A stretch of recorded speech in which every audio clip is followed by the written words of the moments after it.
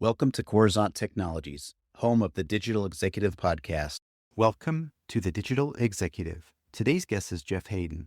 Geoff Haydon became Ontinue's CEO in 2023, bringing over 2 decades of leadership in security and enterprise software. He is responsible for ensuring that Ontinue Ion, the company's MXDR product, helps Microsoft security customers reduce risk, minimize costs, and enable business performance. Geoff previously joined Open Systems as CEO in 2021, where he led the company's managed SaaS product to connect and secure users, applications, and data globally. Well, good afternoon, Geoff. Welcome to the show. Thank you, Brian. Great to be here. Thanks for having me. Absolutely, my friend. I appreciate it. And I know sometimes traversing the globe doing these is a challenge, but I know that you're just in a nice, cool, relaxing atmosphere up north of us in Canada at the moment. So I appreciate that. Geoff, let's jump into your first question here. You became CEO of Ontinue in 2023. What drew you to the company, and what vision did you have for the future of MXDR when you took the helm? So I really joined Open Systems originally with the intention of building a very strong MDR company. Prior to joining Open Systems, I spent several years kind of in and around managed cybersecurity services and MDR specifically. I spent a couple of years at SecureWorks, which was a traditional MSSP when I co-led the VMware security business unit. Primary routes to market for us included a lot of the larger MDR providers. And, what I observed during that time is the MDR market is a massive market.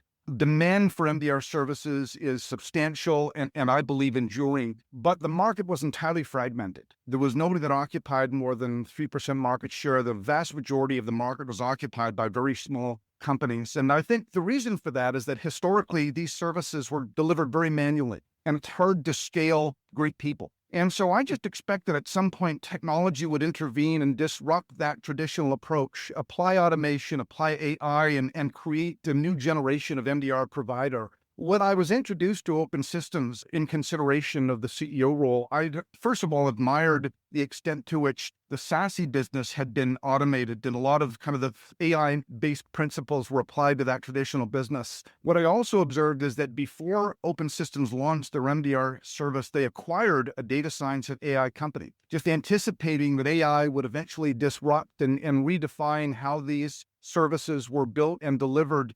And so I really joined Open Systems with the intention of leveraging that startup MDR business as a platform to create a company that would play a central role in disrupting, redefining, and ultimately leading the next generation of MDR providers through the application of Agentic AI. So that was my assumption at the time, and certainly it's proven to be very valid as I believe today that we're one of the most advanced companies in terms of applying Agentic AI to the development and delivery of cyber services.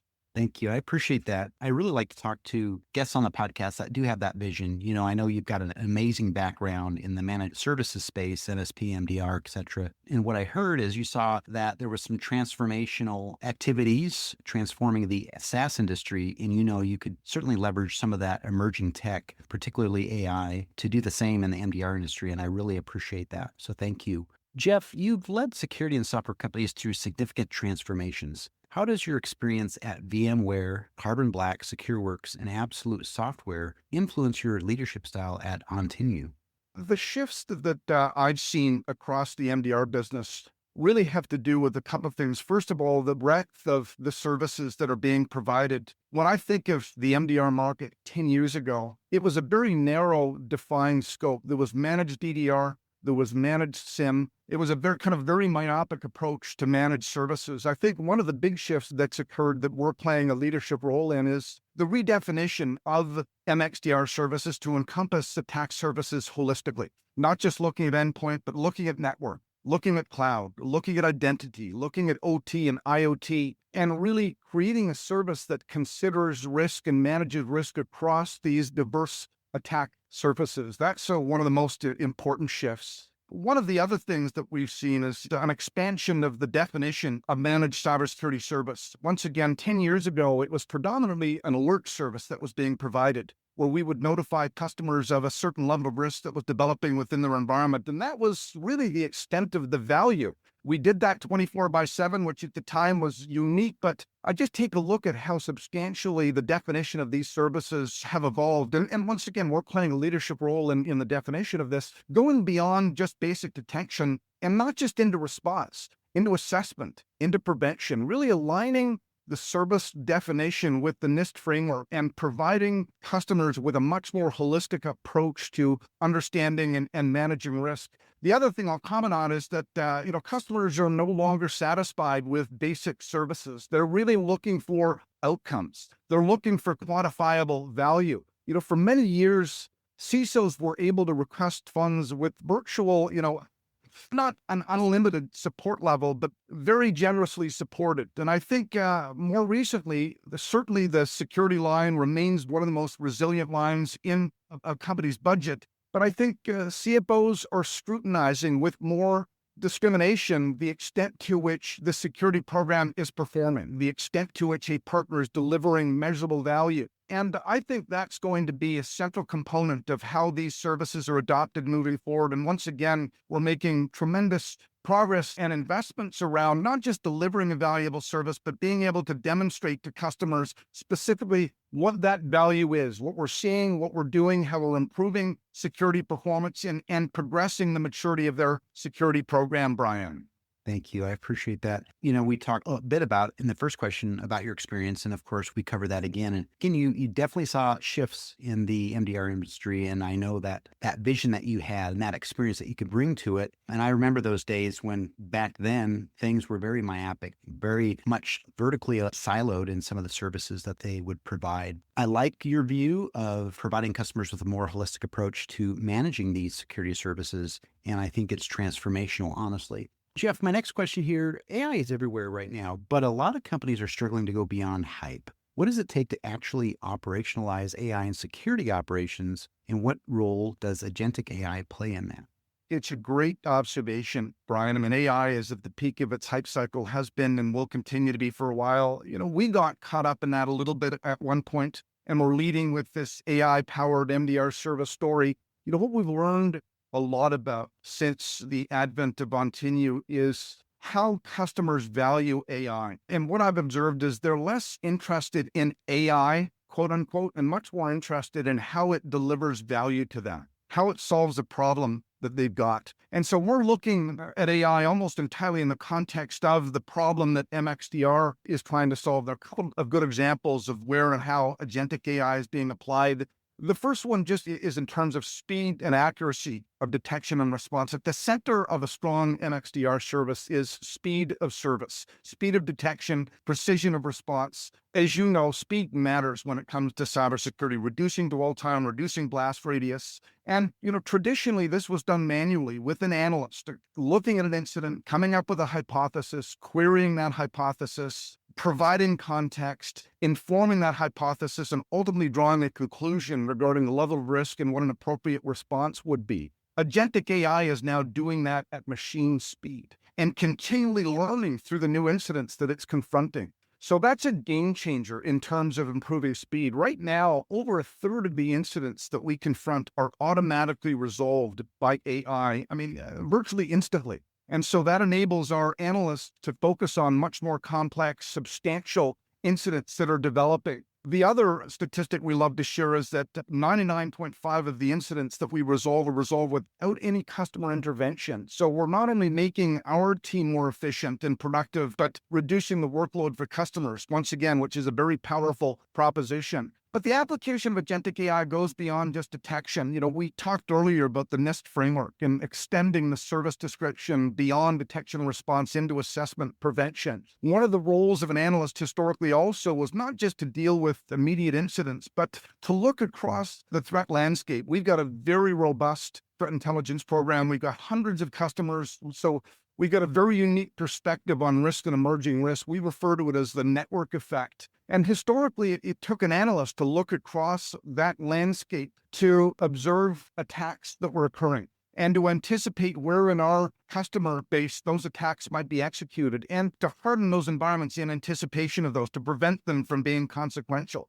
The other thing that analysts did is, once again, consume this vast quantity of telemetry and to apply experience and analytics to that to determine where emerging risk was developing and how that emerging risk might manifest itself in the form of an attack and who that attack would target. And once again, we would have to work with customers to configure, to introduce compensating controls, to build playbooks, once again, to prevent that emerging risk from manifesting itself into an attack that was consequential.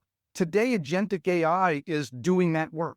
And the capacity of an agent to ingest that volume of telemetry, to apply reason and logic, to be able to draw informed conclusions, and to learn continually from the evolving threat landscape, once again, is improving the speed at which these observations are made and the speed at which these corrective actions can be taken to prevent these attacks from occurring. It's a very powerful evolution. It is amazing. I have the opportunity, Geoff, to interview great people like you that are in this space, whether it's cyber or leveraging AI or people that actually build machine learning systems, large language models. It's phenomenal. But just to highlight a couple things, AI is certainly off the charts, accelerating exponentially right now. And I like the part where you said customers value AI. Really, they're more interested in how much value it'll provide them a solution versus what AI is really doing. And of course, in this business, you mentioned speed of service and detection is really key. And I remember when I've used a lot of different platforms in my role as a CIO for security. And gosh, it was just a handful of years ago that they were leveraging machine learning to do some of this stuff, shifting from that human-centered process to leveraging AI and ML. I really appreciate you highlighting that for us, our audience today. Geoff, the last question I have for you is CISOs today are under immense pressure to do more with less, reducing costs while strengthening their security posture. How does Ontinue's Ion platform help strike that balance? And what role do innovations like Agentic AI provide? Great question. The first thing that we're focused on is really facilitating customer adoption of a security platform. For years, as you know, Brian, we've been advocating this defense in depth idea where customers patch together this quilt of tens or hundreds of security tools in an effort to provide a strong security framework. The cost of deploying and managing that patchwork quilt has become untenable. The other reality is that patchwork quilt, that defense in depth approach, is also introducing vulnerabilities. Gartner, I think it was, estimated that over 95% of attacks leverage misconfigurations or misaligned tools. So it's not only expensive, but vulnerable to leverage this traditional approach. And what we're seeing is the displacement of this traditional approach with the security platform. We think the gold standard for security platforms is the Microsoft security platform. And because of our expertise with it, we're able to make it easier for companies to deploy it, to adopt it, to operate it, to operationalize it, to derive value from it. So facilitating that shift from the patchwork quilt to an integrated, robust platform, first of all, has tremendous economic benefits. The other thing that we're very adept at because of our experience with Microsoft and their platform is extending that platform and displacing adjacent tools. So it's not just the initial deployment, but over time, applying new features and functions that Microsoft develops to displace other adjacent tools so that economic value proposition is extended and expanded over time. And finally, what we do is we layer our Ion platform on top of the Microsoft security platform, once again, to leverage their intelligence and telemetry, but in a form that's consumable and executable. I mentioned earlier that our agentic AI resolves over a third of security incidents without human intervention. I mean, that's an enormously valuable proposition, not just in terms of speed, but in terms of, for a customer, having to reduce the volume of noise that they've got to pay attention to. And the other statistic that I'll reintroduce is that idea of 99.5% of incidents being resolved without customer intervention, so that the economic proposition is not only around the platform and the reduction of tool cost and maintenance, but you just need fewer people to manage a security platform that is bringing an incident to a customer that with that level of fidelity and resolution and confidence. And so because of the substantial reduction in that volume, we're also introducing some very compelling economics in terms of how these new security operations functions are staffed. And this is one of the reasons that we've been recognized by Microsoft as one of their global go-to MSSP partners, is that that expertise at enabling customers to adopt and operationalize and optimize that platform is tremendously compelling financially. And the last comment I'll make, as I mentioned earlier, certainly security budgets are resilient, but there is a level of sensitivity around the extent to which customers are realizing value from their investments. And that's really our primary focus, is ensuring that customers are realizing the maximum level of value from the Microsoft security investments that they're making. Amazing. Thank you so much, Geoff. We share so much here we could talk about for hours, but I do remember the defense in depth idea, that layered security approach, right? Everybody thought, gosh, there's no magic bullet. So we got all these different systems that we have to manage. Yeah. And obviously that worked back in the day, but is no longer cost effective. And there's just too many platforms to manage and ensure you're reviewing everything that's going on, all the anomalies between the systems. What I really highlighted is your ION system can obviously integrate, sits on top of that Microsoft platform, can review activity much more efficiently, and reduces obviously a lot of overhead and reporting just with the power of your platform. So I appreciate you highlighting that for our audience today. Geoff, it was such a pleasure having you on today, and I look forward to speaking with you real soon. Brian, I really enjoyed the conversation. Thank you again for having me. Bye for now.